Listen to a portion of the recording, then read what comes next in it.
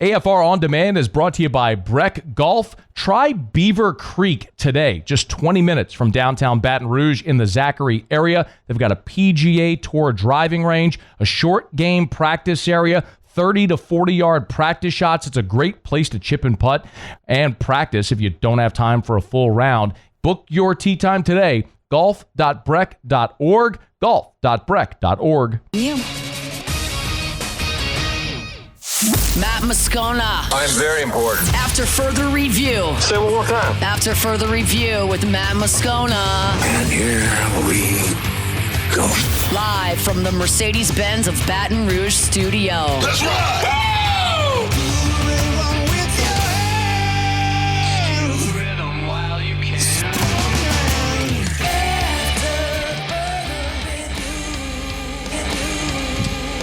Hour 2, off we go. Welcome aboard. Glad you're with us, AFR. We are presented by Relief Windows and ReliefWindows.com. Live from Radio Row or the Digital Drive here at SEC Football Media Days 2025. Day 1, where our coverage all week is presented by Parish Construction and Roofing. Enter for your chance to win $10,000 at parishbuilt.com. And also by Rev and Relief Windows. The LSU Fighting Tigers took their turn early this morning. I had a chance to visit with Brian Kelly, Garrett Nussmeier, Whit Weeks, and Chris Hilton, all one-on-one. When I visited with LSU's head football coach, I started by asking him about his quarterback situation, and I did have a name in mind. I was thinking about one of his final seasons at Notre Dame where it might have been his final season at Notre Dame, where he went into that season with Ian Book as a guy who had started for parts of 4 seasons there in South Bend. And so I lobbed it to see if he would go that way when I asked him about his starting quarterback this year, Garrett Nussmeier. Is this, with Garrett as a fifth-year guy, the best quarterback situation you've had going into a season? Well, at LSU, yes. Even better than Jaden in 23 going in? Going in. You didn't know what you had. It kind of sputtered a little bit there. But I love where we're at relative to an experienced quarterback coming back. I think you have to set, your kind of mindset towards what's your starter look like, and then can your backup come in and still win games for you? I think whoever goes in after Nussmeier can win games for us. Are they a Heisman Trophy winner? Are they a national championship? No, but we all watched the playoffs. We all watched when Georgia's quarterback came in. We all watched when his second had to go in. Our backup quarterback, whoever it is, whether it's Michael Van Buren or Colin Hurley or Juwan Johnson, they can win football games. Speaking of Nussmeier, it's the experience factor. And he wants to win a championship. And he knows if he wins a championship, the Heisman travels with that. Yeah. So that's kind of why I feel good about it. Yeah. The roster building has also been interesting. You've talked a bunch about it. When you got here, the conversation was build through high school, supplement with the portal. This was a big portal class. If you have success with this strategy this year, is that the path forward? Player development is in my DNA. Started as a Division II coach. All those players needed to be developed. So it's hard for me to walk away from player development, and say, let's just build the roster. I want to be able to do it in a balanced effect, that when your program is in great shape, you can go into that every year. We weren't ready for that. We just weren't. We are now, and I suspect we will be moving forward. So I think answering your question would be, we're still going to develop players. We're still going to recruit the state of Louisiana. We're still going to make sure that is part of who we are. But we are going to continue to keep the roster championship level in building through the portal as well. Was that the portal class rooted in pressure immediately to win now in 2025? No, it was what I said, Matt. It was much more about the culture had been built now. We were in a solid position where I could welcome people in, and they would be assimilated into what the culture is. We just weren't there yet. It was too early to insert people into that locker room when our locker room wasn't set yet. That locker room is solid now. Now I can bring in anybody, and they're going to have to conform to what we do on a day-to-day basis. Not what they did at Kentucky or what they did at Oklahoma or whatever school, South Florida. And that will continue to be the case as long as I'm here. You have, in your career, pumped more guys into the NFL draft on the offensive line and tight end than any other position. How do you feel about this offensive line after losing 4 starters? Well, clearly, you have those situations at every position at some time during your career, right? Where you turn over players and you're like, we don't have anybody. We have the players, but they're going to have to perform. Weston Davis is physically able to play right tackle and start for us. How's it going to be when the lights go on? We're going to find out. But Josh Thompson has played right tackle at Northwestern. Good to see you, buddy. Yeah, I'll catch you a little bit. He's played the position. So if things go a little off with him, we slide a guy out. So how I feel about the offensive line is DJ Chester started every game for us at center, but Braylon is here to play center. So we've duplicated positions in case we feel like maybe the lights are a little too bright, it's going to take them longer. We're ready to play outstanding offensive line play right out of the gates. I'll walk you with you to your room. Yep. How do you feel about Anthony Einstein going to the Red Sox? I love the pick. I think it's, for me, you know, when you're talking about getting a guy with, you know, that kind of stuff, that upside at that time, it's a steal. Appreciate it, man. Thank you. Brian Kelly visiting with us earlier today before LSU took their turn on Radio Row and throughout here SEC Football Media Days. Our coverage presented by Parish Construction Roofing, also Rev and Relief Windows. Ole Miss junior wide receiver Caden Lee, good enough to join us here for a couple of minutes. It's great to have you. How are you? Wait, let me get your mic up there. I am doing amazing. It only works when it's turned up. I appreciate that. No, this overall experience has been really exciting. You know, I used to see media day in high school and everything, and to actually be a part of it is like surreal. Why? Because it's just like it's something that is another thing to check off the bucket list. It's awesome. Yeah. You went with a very, very Ole Miss fit today, man. Yeah. Bow tie. The pink pocket square. Walk me through the choice. Oh, look at these. Don't forget the shoes. Oh, see, dude, you could tell, right? Yeah. All right, wait. You got to show this to the camera. All right. I mean, what are we rocking here, man? Freaking bedazzled J's or those dunks? These are dunks. It's a hard pair to find. These are special. They're definitely special. How Somebody did you out get there might know.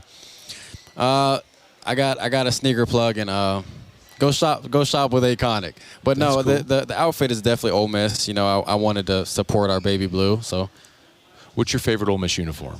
Has to be the powder. Okay. Has to be. What helmet would pant? Powder helmet, white pants. Or white helmet. What are you thinking? I think the best uniform, one of the best uniforms in all of college football, is the baby blue. Red jersey, gray pants. That's an underrated one that we don't wear enough. You don't wear it enough. I think it's certainly in my top 5 in all of college football, and it might be one. That's not ridiculous to say that. Why don't you have a conversation with Lane and be like, let's stop with this awful paint splash thing you do with the helmet. Stop messing up something that looks pretty good. Yeah. Hey, you wore the Reds last year in Baton Rouge. Y'all dropped that game. How? Give me a feeling on that, Caden, because I mean, y'all were a team last year that were good enough to beat anybody, and came up short. Walk me through playing through that season where it felt like from the outside y'all were all in and you were good enough to be all in. You know, we had I feel like one of the most talented teams in the country. Fact. But I just don't know if we played a full 4-quarter game. You know, I feel like there are some games where we play the first 2 quarters, maybe take the 3rd quarter off, and then finish in the 4th. And against other good opponents, you can't do that. So with this new team, this upcoming season, I'm really looking forward to how we're going to play a full 4-quarter game. I feel like that's very important against really good competition. How does that change?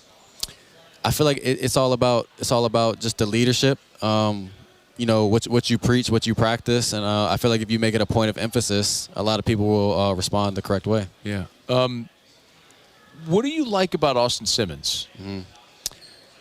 I mean, he's a goofball, but on the field, I mean, he's an animal. You know, he's got a cannon for an arm.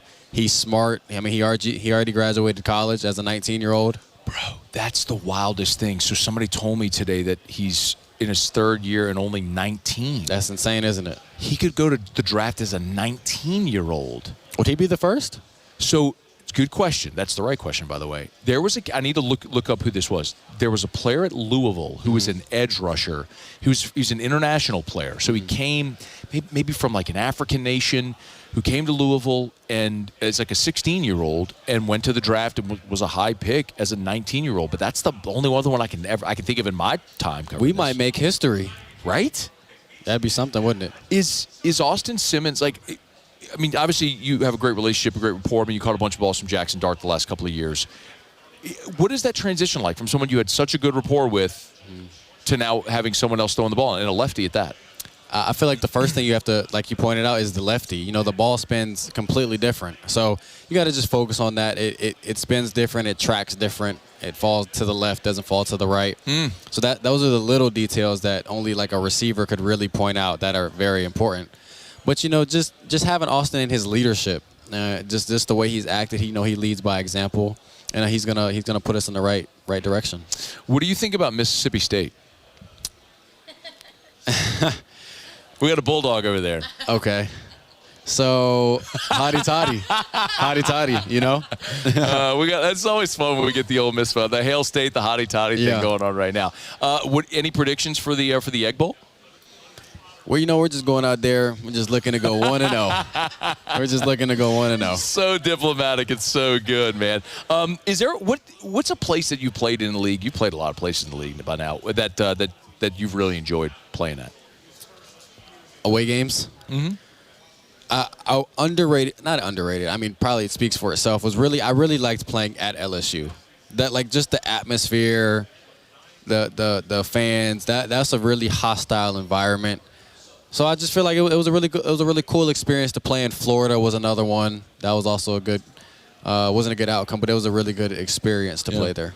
You know, I ask because I'm looking at the schedule this year, and I think the schedule for Ole Miss shapes up so well. I don't know if do you look at the schedule at all? Like, do y'all pay attention to any of that stuff? Not really, because I feel like it doesn't necessarily do you any good. As a player, you're right. For us, who we have to make picks and predictions and all that stuff, not that that's worth anything. Like, we have to consider that sort of stuff. I think your schedule shapes up really nicely. A big concern is get 4 starters returning. Walk me through why that's not a big deal.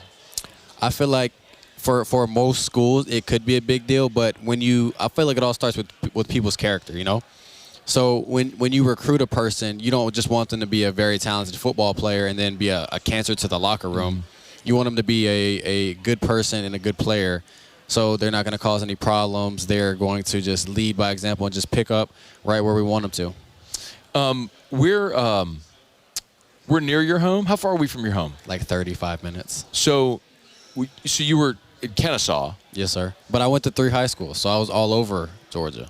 Okay, so where? I started at Hillgrove, then I went to Westlake here in Atlanta, and then I finished up at Kennesaw Mountain. Man, so then Ole Miss, so you come back here today, like does this feel like homecoming a little bit? I mean, it does. You know, I got my first start my freshman year here in the Peach Bowl. Nice. So a lot of things have happened for me in this beautiful city. What about in high school? Any big games like Dome or any of that sort of stuff? We didn't play in the Benz. Never got to do any of that? They didn't let us. Why not? I don't know. Or just go, like, is that where state championship game is? Yes. And you just didn't. That's all right, but not many people get to do it. It's okay. That's an okay thing. That's why we have expectations for this season. Peach Bowl, bro. You got to go there. What's the best part about living in Oxford? The people. It's very home. You know, the fans in the community are very nice. They're very welcoming. If you meet somebody for the first time, they'll make you feel like you've known them for 10 years. So it's awesome. If I go to the LSU Ole Miss game this year in Oxford, what's a place I should be sure to hit? Good Day Cafe. Okay. The best burger you have ever had. This is why I come to media days, is to get answers like that. Because we can talk about X's and O's and catching spirals. We have to talk which is all about the good stuff. important things. Yeah, like what matters the most is what am I going to take from this and actually use. And there are countless people in Louisiana listening or watching right now that are going to go descend upon the Good Day Cafe now. You know what? I just put them on business. We should do some NIL work. Like, for real. By the way, good. Let's clip this. Paul, have Cassie clip this. Make sure we tag Caden Lee. Let's put the reel. We'll tag Good Day Cafe, and we'll see if we can get you a deal. That has to happen. Yeah. And we also got to get, if you don't have, by the way, do you have a tailor? I do. Okay, good. I was about to say, if not, someone like, this dude dresses to the nines. Like, let's get this guy an NIL deal and get him some fits here. Hey, thanks for stopping by. You got a sneaker deal already, too. Like, I think he and I, like, if I could come back as a college football player, like, I would be in Caden Lee's image. Minus the hair. That's not okay to do, all right? Yeah. I'm sitting here trying to get you NIL My deals. fault. I'm getting you NIL deals, and you make bald guy jokes. All right, so you have a beautiful flowing mane of hair. Congratulations. You know what's going to – and how old are you? 20. When I was 20, I had a beautiful flowing mane of hair. There you go. So if I come back here when you're 43 like I am and you're hosting this show one day and you've stolen my job and you're bald, do you have bald people in your family? See? I'm going to tell you know what, Cassie? Clip that as well. Tag Caden Lee. Let's make sure we save it as a memory so in 23 years we can come back and see if this beautiful flowing mane is still there if he looks like me. I appreciate Thank you so for much, having some man. fun, Thank man. you. Yes, hey, sir. Continued success. Have a great year. Stay Thank safe. you. Right? Yes, Be sir. healthy. Be good. That's Caden Lee. Thank you, guys. It's our pleasure. It's after further review. We're here at the Digital Drive at SEC Football Media Days. Thank you so much, guys. Day one, been a really good day. All right, Richard Cross is here. Should we just keep the Ole Miss times going? I think we might just do that. We talked to Caden Lee. We'll see what the prognosis and the prospects are for the Rebs this year. It is after further review. Thrilled to have you hanging out with us here on this on this Monday edition as we roll along. Our shows all throughout the year, every Monday, are presented by Relief Windows. We'll knock out a quick break. Stay with us on AFR. AFR. Hey, if you're thinking of building a pool, why wouldn't you be, by the way? If you don't have a pool, I'll tell you this. I thought you were waving at me. Sorry. I was like, why are you, like, we've been sitting across each other for hours now. I don't think I'll ever live in a house again without a pool. The convenience during the summer months to be able to just swan dive into your pool. You're doing a national championship postgame stream and you just jump fully clothed into a pool. Those are all opportunities that are there. Duplessis Builders can build your pool. DuplessisBuilders.net, DuplessisBuilders.net, but not just pools. They can renovate, remodel your current pool if it's time for an upgrade. They can also build you that sauna, if that's what you're looking for, your outdoor kitchen. One of the things I recently had Derek come and look at is putting a putting green and chipping surface out in our backyard. They can do all that. They can make your backyard area into an outdoor oasis. It's DuplessisBuilders.net. Check them out, DuplessisBuilders.net. After further review, presented by Relief Windows. Windows, doors, siding, and oh yeah, they also do interior shutters. Live from the 2025 SEC Football Media Days, powered by Parish Construction and Roofing. Enter now for your chance to win $10,000 cash at parishbuilt.com. Our coverage is also presented by Rev and Relief Windows.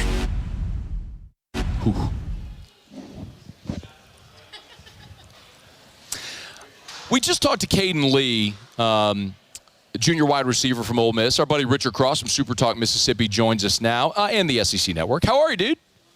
I'm 44, and I still have flowing hair. Shut up. I'm great, thanks. How are you, Matthew? I'm trying to think of the things that, and you're also taller than me, thinner than me. Yeah, but I don't know. But you live in Mississippi, so I win. Oh, really? Yeah, because Mississippi's like 50th and everything, and Louisiana's 49th. So I win, but barely. You haven't seen the new test scores that have come out, the reading, the Mississippi Miracle. Yeah, you're behind. Do I really need to look at that? Yeah, it's pretty good stuff. Let's just talk about. How about this? LSU has 4 football national titles. It's been a while for the Rebels. It's been a minute and a half. Boy, last year could have been different than it turned out. So I was at Caden, obviously, a player's perspective and a media's perspective is going to be so different. I've said it a million times. Like, Ole Miss had no business losing any of the games they lost last year. Like, right? Agreed. I mean, completely. I mean, the Kentucky one early, that's the one that it's like, Okay, even if you don't get it done in Baton Rouge, teams lose at Tiger Stadium on the road at night. It happens. It happens. You lose a game in the Swamp, and probably shouldn't have. But you can live with that. If not for the Kentucky game, even with those other 2 losses, not only is Ole Miss in the playoff, they are hosting a playoff game. No questions asked a year ago. Yes. But, yes, should not have. So then where does that put the, I don't want to say there's no pressure on Lane Kiffin, obviously, but I mean or maybe there is, the perspective of the Ole Miss fan base knowing how seemingly close the team was a year ago. Yeah, and, it's funny. You think about those like in order of frustration. Kentucky is the most frustrating because of how bad they were last year. They were just not a good football team. Yes. Then it's the LSU game because Ole Miss should have been leading at minimum 20-0 in the first quarter of that game. Yes. And it was scoreless after a quarter. There was the dropped walk-in touchdown. First drive of the game. There was the missed field goal from the 15-yard line. The missed field goal, and then they get it at the 11 and they don't score. So I was just after the turnover in the red zone and getting no points there. Yeah. Yeah. I mean, it's. I mean, you left the door open and LSU made some plays. Absolutely, and that's what happened. But it was a game. By the way, that was my my now 15-year-old daughter's first ever game in Tiger Stadium. I will tell you. I hope you get a hotel. No, you did. You absolutely did. I will tell you, it was a wonderful experience. Other than the outcome of the game, we parked in a lot. The big tailgate area. That's kind of like a corporate tailgate area off of the road that runs to the ag school. It's kind of over on the right where the grocery store is. Oh, Nicholson. Yeah, Nicholson. So we kind of parked like one lot behind out of there, and we had gotten out of the car, walking down the sidewalk, and. Some guy gives a tiger bait, and she's like, oh, gosh, what are we doing? And then the next guy, walks up into us, and he's got his purple LSU Columbia fishing shirt on. It's, it's about 3 buttons down. Is T-Bob? No, but might as well have been. He was a little tamer than T-Bob. And he said, y'all from Ole Miss? And I was like, what gives it away? How could you have guessed? Is it the red or... And he's like, come on over here. And she, at this point, is already like, okay, what are we doing? What world do we just step into? I said, hey, there are 2 ways you can do this. You can embrace it, you can have a great time, or you can push back on it and it's not going to be any fun. She's like, oh, okay, I'll trust you. He's like, come on, we got pastelaya over here.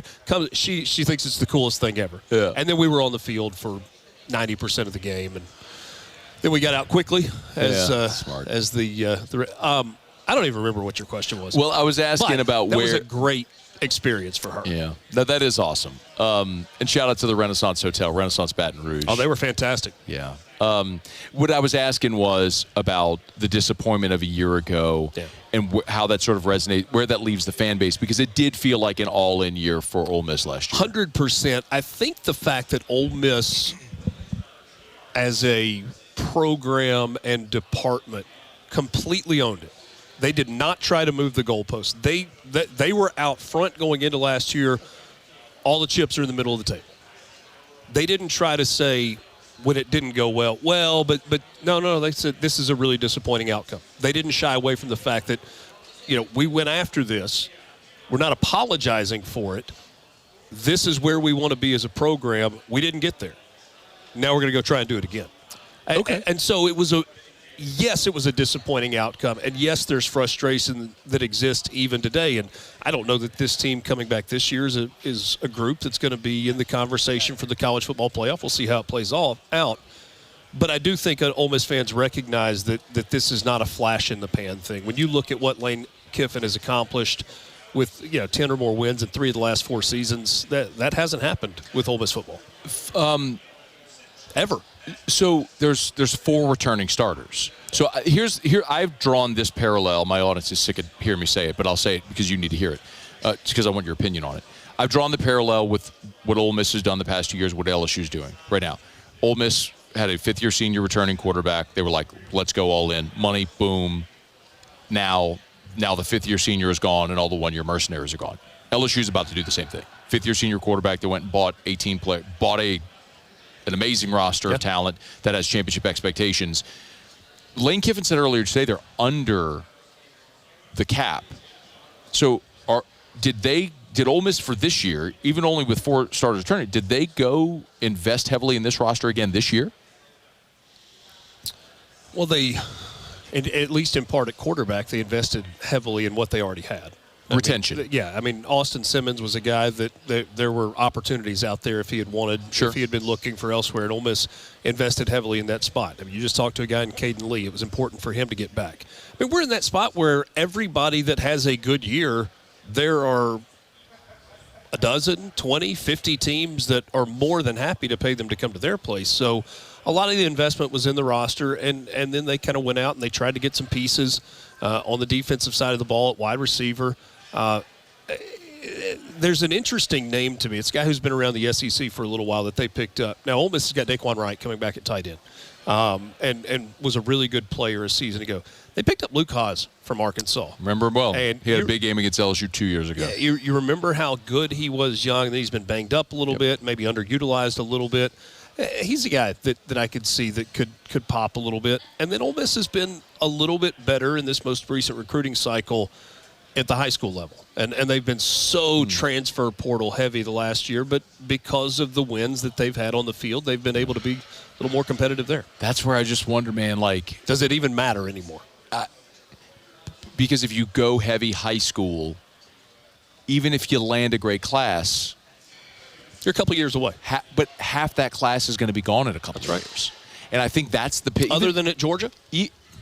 But see, does Georgia look like Georgia to you? You mean, do they look like Georgia 3 years ago? Yeah. No. That's the point. Like, everyone seemingly has this opinion that it's Georgia, Texas, Bama this year at the top, and then the next tier. I'm like, I have major questions about all three of those that I am not just going to be like, yep, it's Georgia, Texas, Bama. I'm shocked that you're not on board with Alabama. I'm not, but I was right, Richard. You were. I was right, but it wasn't a dramatic prediction to think you lose half your roster and the greatest coach ever and you're not going to be as good. Oh, stunner. Like, I'm surprised more people didn't see it that way. Yeah. But anyway, I just don't know that I just think if you're heavy in the high school recruiting, you have to be patient, which you were alluding to be a couple of years away. But are those guys going to stay? I just think that's why I was asking the question if they did invest heavily again. Because even if you have four starters returning, because the point I'm getting at here, I love Ole Miss's schedule from an Ole Miss. It is friendly from an Ole Miss perspective. But I don't love that there's only 4 returning starters, which makes me go, I don't care how friendly the schedule is. They may not be any good. So how much do they have on talent? How much talent do they have there that can make use of the schedule? The offensive line is going to look different this year, saying that that they've only got 4 return. You're talking about on offense or total? There are 4 starters. Total. There are 2 on offense, 2 on defense. Total returning starters. Well, that offensive line needed a little bit of a shake-up, so I'm not sure that it's altogether a bad thing. I think that there's validity. Addition by subtraction is a real thing. I think there are a lot of people that are excited about Austin Simmons. The idea that Austin Simmons just does exactly what Jackson Dart did feels probably a little far-fetched because he's going to be a first-year starter in the SEC. Jackson Dart was really, really important to Ole Miss. Here's my biggest concern, and there are probably other things you could point to. Is Ole Miss going to be able to run the football with a running back this year? Because Jackson Dart was incredibly important in the run game. I don't know that you have Jackson Dart tools in terms of Austin Simmons' legs, that's his style. He has got a big arm. Yeah. A big, big arm. And so you're saying Simmons wouldn't be able to run the ball like Dart did? I don't think they want him to, and I'm not sure that's as much of a skill set for him as it was with Jackson Dart. I do not think that he's as good a runner as Jackson Dart is, which is why I say, are they going to be able to – is Logan Diggs going to be able to carry a heavier load this year? What's he going to look like after not playing college football for almost 2 years? That's going to be an interesting one. Yeah, good. Isn't it interesting, going back to your transfer portal high school recruiting thing, 2 years ago, maybe 3 years ago, you remember the question everybody was asking? Oh, is it sustainable to be able to build your roster through the transfer portal every year? Everybody's still asking. You can't do that over. Yeah, but now we're saying, is anything sustainable then? Yeah. When Richard Cross is with us, Super Talk Mississippi, whenever Lane Kiffin and Brian Kelly took very different approaches. Kiffin was the portal king, and Brian Kelly said, I'm going to recruit and develop and then supplement in the portal. And I said, I don't know which is going to be right, but both are taking very different approaches, so let's see how it works. Well, over the course of this time, neither has gotten into a playoff or won a championship. I don't know that it's proven either's right or wrong, but it looks like this year Kelly is going more heavily portal, and maybe Kiffin is not. So maybe the truth is somewhere in between on how to build a roster. I think that's fair. I'll be fascinated to see how this goes. Do you think LSU wins in Oxford this year? Home teams won the last 5? Yeah. Man, there have been some great games in that stretch, too. Some bad defense. That is also true. Bad defense. I thought you were going to ask me if I LSU thought a LSU was going to win at Clemson in that season opener this year. Do you? Not really. I don't either. I think Clemson wins. I think Clemson. If I had to pick it today, I would pick Clemson. Because I think Clemson is really, really good. That's not even a shot at LSU or, hey, you hadn't won the season opening game. I think that game on the road, that stadium will be on fire, and I think that's a really tough one, which means there is not a whole lot of margin for error for LSU the rest of the way.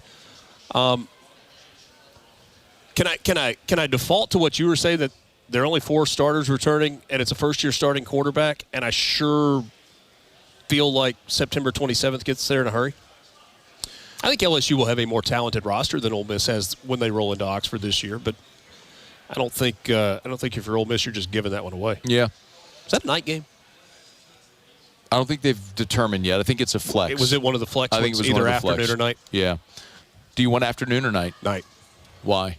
It's better atmosphere everywhere. I know. I love it so much. I mean, if it was in Baton Rouge, it would, because it's the only place on earth that it's hot, and we would mandate by government that it should be played at night. See, with it only being in North Mississippi, I mean, there's a chance that it's 3 or 4 degrees cooler, and so it could be an 11 a.m. kickoff. I tried to explain this to you, but you didn't want to hear it.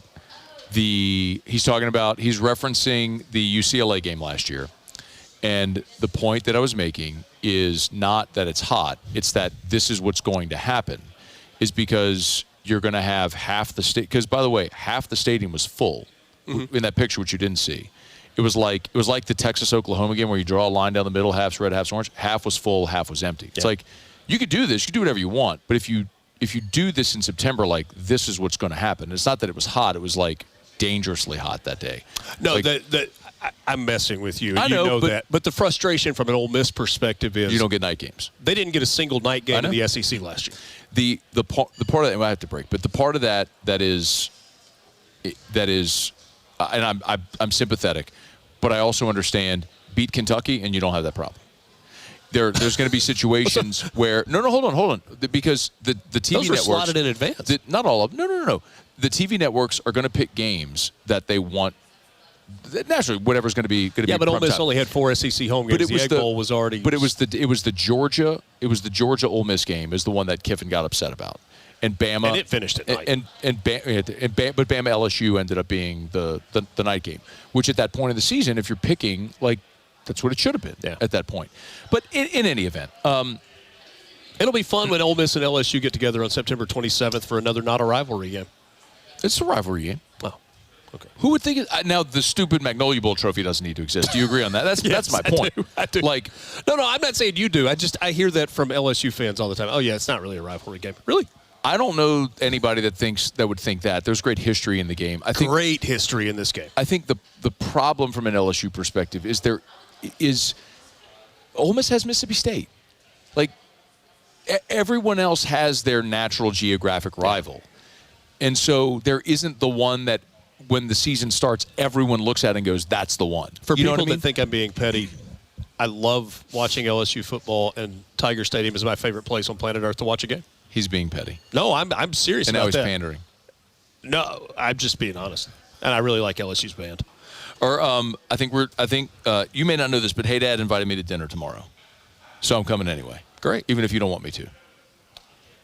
I probably would have invited you if he hadn't. High five. See you, buddy. That's Richard Cross. It's after further review. I got to get my clock. This thing, I keep forgetting this. We normally have a clock right there. It's not there today, and so I have to do this when I do my live reads. All right, we are live from Radio Row. Our coverage is presented by Parish Construction Roofing, also Rev and Relief Windows. Stick around. We'll continue next on AFR. AFR. Oh, that was all live?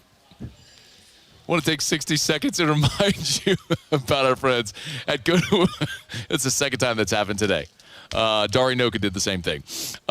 Goodwood Men's Sexual Wellness. Listen, I love being able to talk about what they do. And I get the name's funny, right? Goodwood Men's Sexual Wellness. It's funny, laugh, the logo, all that stuff. But the bottom line is it's about helping men feel your best, your most vibrant, regain that vitality. You know, HRT is something that is affordable, that is safe, that is accessible. Healthy testosterone levels can help with heart health, with prostate health, with so many things that contribute to the way you feel every single day when you wake up and put your feet on the ground. A simple blood test can let you know if you're a candidate. So check them out online at yourgoodwood.com. Again, online, that's yourgoodwood.com. After further review, presented by Relief Windows. Windows, doors, siding, and oh yeah, they also do interior shutters. Live from the 2025 SEC Football Media Days, powered by Parish Construction and Roofing. Enter now for your chance to win $10,000 cash at parishbuilt.com. Our coverage is also presented by Rev and Relief Windows. We're going to be better around Lenoris this year as well on the offense. We'll have more depth and more competition at pretty much every position, I feel like, and that's going to help him. He doesn't have to be Superman for us. We just need him to continue to be the person that he is, the leader that he is, and the player that he is, and watch him continue to take this next step. Shane Beamer, as South Carolina took their turn at SEC Media Days on Monday. Really Monday morning opposite Brian Kelly. By the way, if you're new to our coverage, one of the things that is always very interesting about SEC Media Days is it is very fluid. We may have a plan in mind, and that plan may change because someone shows up, like a bit ago when Caden Lee from Ole Miss sat down, and we got to talk to an Ole Miss receiver, and that was really cool. I'd planned to player interview with Chris Hilton at that point, so hour 3 is going to be Nussmeier, Weeks, Hilton. You're going to hear our 3 LSU player interviews in hour number 3, so it will be just straight our LSU content coming up after the top of the hour. So that's 17 minutes from right now. You want to hear it. I think South Carolina is maybe the most interesting team in the SEC. Lenoris Sellers last year, for half the season, was really bad. In his first 5 games, he averaged 159 passing yards. He threw 4 touchdowns and 4 interceptions. Again, that was in 5 games. He threw 4 touchdowns and 4 picks. He was really bad. Where in the rec specs, it was not good. In the second half of the season, he averaged 249 passing yards per game, 14 touchdowns, 3 interceptions, and the Gamecocks went 6-1. It was it was a tale of 2 seasons within one for Lenoris Sellers. Well, they also had a bunch of freak shows on the defensive side of the ball. But they lose Rocket Sanders. They lose Kyle Kennard. They lose TJ Sanders. They lose Tonka Hemingway. I mean, they lose Nick Emanwari. They had an NFL defensive line last year. Now, I get it that, you're going to have defensive end Dylan Stewart back, who's a phenomenal player, gave LSU fits. I just don't know that in losing, they returned 4 starters on offense, 4 on defense, and losing so much from a year ago on a team that was 9-4, by the way, lost the bowl game to Illinois, and you can hand wave the bowl game, but I get it. But that was a team that was lobbying for a playoff berth by the end of that season. You lose the game to LSU, which we all know and saw. They got absolutely throttled by Ole Miss 27-3, and then they lost a close game at Bama. I guess my point is you can hang your hat on their win over Clemson, which is fine, but that was a 17-14 game. I just don't know that I'm as bullish on Carolina, especially given all that they lost, and then when you look at the schedule this year as well, how it shapes up. They open up against Virginia Tech. Then they play South Carolina State. They get Vandy at home. Then they're at Missouri. They play Kentucky. Then they're at LSU. The at LSU game is their 4th consecutive SEC game. And they do get an open date before they play LSU, but so does LSU. And that game's in Baton Rouge. Then they play Oklahoma, Alabama. They're at Ole Miss, at Texas A&M. They get Coastal Carolina. Then they get Clemson. If Clemson's as good as everyone says, I look at a team that's probably 8-4. And if you have Sellers and championship expectations, I don't know that that's going to cut it there. You know, the Vegas win total in Carolina, the over-under that you're looking at is around 7-5. So are they a 7 or 8 win team? And that feels about right to me. It's a stay away as far as, like, if you're looking at Vegas line, should you bet Carolina or not? It's a stay away spot for me. But developing that consistency and sustaining success is what Shane Beamer is after, and that's what he talked about today. One, it's realizing that just because it happened last season doesn't mean it just automatically happens this year. I mentioned it upstairs with the electronic media, but there's plenty of examples of teams across the country every year in college football that they're getting pumped up all summer long, and then they go out week one and get smacked in the face and never recover. I mean, that happens every year. For our team, it's making sure our guys realize all the work that went into 2024. It's going to take all that and even more for us to go where we want to go in 2025, building on the things that we did last season without a doubt, but then looking back at the things that we didn't do well and making sure that we improve those. In 4 years at South Carolina, Shane Beamer is 29-22. Last year's 9-4 record was the outlier. Is it a stepping stone, or was that the outlier? We will see. Clark Lee and Vanderbilt were the other team here today. I'll give you a thumbnail on Vandy, who LSU also plays this year in Nashville. We'll do that to wrap up hour number 2 next. After further review. We're brought to you by Clegg's Nursery with 4 locations in the greater Baton Rouge area. You know where they are. Siegen near Airline, LA 16 in Denham, Mid-City on Don Moore, and the Garden Center on Greenwell Springs. Tell you every day to buy local and shop local over at Clegg's Nursery because they've got the best selection and they got the best people as well. You walk into Clegg's, maybe if you're a green thumb, you know about Clegg's. You know about Johnny Naylor's seeds. You know about the great selection. You know about all of it. But if you're not, maybe you're just looking at your garden and you're realizing maybe some plants are turning a little brown. Maybe you'd like to add a little color to your patio pots or flower beds, but you're not sure what to add. How much time do you have to commit to your lawn and your garden? Well, Clegg's can make recommendations based on what needs direct sunlight, what needs a lot of care, what's easy to care for. Just get on by, find someone in a blue Clegg's Nursery shirt. They'd be happy to help you out at any of the Clegg's Nursery locations. They've been doing it for more than 60 years. So like I always tell you, to buy local, shop local, and be sure to tell them Matt sent you in to Clegg's Nursery. After further review, presented by Relief Windows.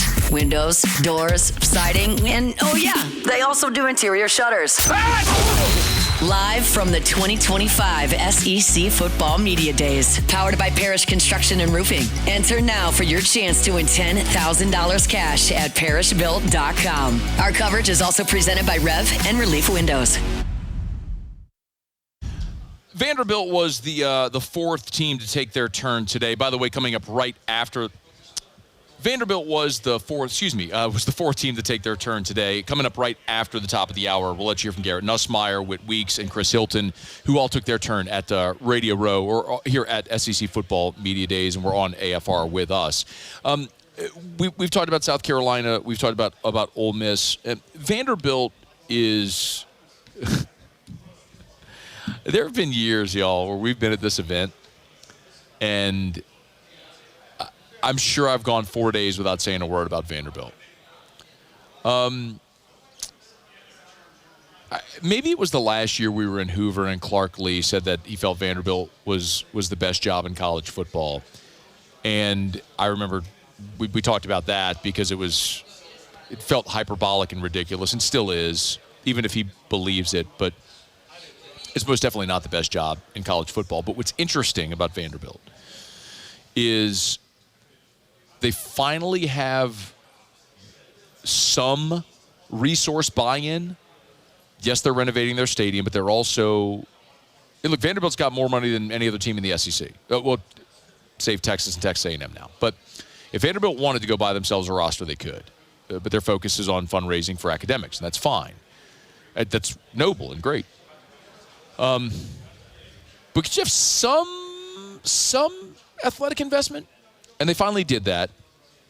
And they went and didn't go spend big in the portal, but what they did very intentionally was they went and invested in veterans in the portal. Guys who might have been at smaller schools, but guys who were 21, 22, 23, 24 years old. So they got an older roster. And they went 6-6, of course. They upset Alabama. They beat Georgia Tech in their bowl game to get to 7-6. And that's a pretty remarkable season for Vanderbilt, who for much of its history has been disinterested in being good in sports. Vanderbilt returns 12 starters, 4 on offense, 7 on defense, and their specialists. So it's a team that isn't going to sneak up on anybody in 2025, and that might be their downfall. But it's also interesting because of the style of offense they run, with Jerry Kill coming in from New Mexico State along with Diego Pavia, and a team that is a spread-to-run type team that just gives a lot of teams fits because they don't see it often. LSU handled it exceptionally well. I know that final score was 24-17, but the game was not that close. It was not it didn't feel like a 7-point football game. LSU does go to Nashville this year on October the 18th. By the way, that's after Vanderbilt does have a bye before that game, by the way, but they play at Alabama, then have an open date before they face LSU. But it's when a lot of LSU fans are going to make that trip up to Nashville because you generally feel like that's an easy win and a really fun trip to Nashville, but a lot of work for the Tigers to do, certainly compared to years past, taking on Vanderbilt there on the road in Nashville. All right, it is After Further Review. Our Monday shows are brought to you by Relief Windows and ReliefWindows.com. Relief Windows and Rev are helping bring your coverage here with us, along with Parish Construction and Roofing, ParishBuilt.com, ParishBuilt.com. Hour 3, next. After Further Review. Man, I love telling you about South Point Volkswagen, Louisiana's largest volume Volkswagen dealer. Sunday morning, Hester and Hunt and Rivers all showed up at my house. We all piled all of our gear into my Volkswagen Atlas Crossport. We drove down to the New Orleans airport to fly here, and we were able to fit. Remember, the Atlas Crossport takes out the third row, so it's shorter, a little sleeker design, all the great technology, but we were able to fit all 4 of our suitcases, all 4 of our carry-ons, the lights that we're using here, and the remote equipment kit all in the back of my Atlas Crossport. So you get all the style, the feel, the performance of luxury. You get the space. You get the safety features. Manufactured right here in the good old US of A at their Chattanooga, Tennessee plant. And, of course, you're always going to get a great deal at South Point Volkswagen. Airline just north of Highland or online at southpointvw.com. That's southpointvw.com. South Point Volkswagen. What's your direction?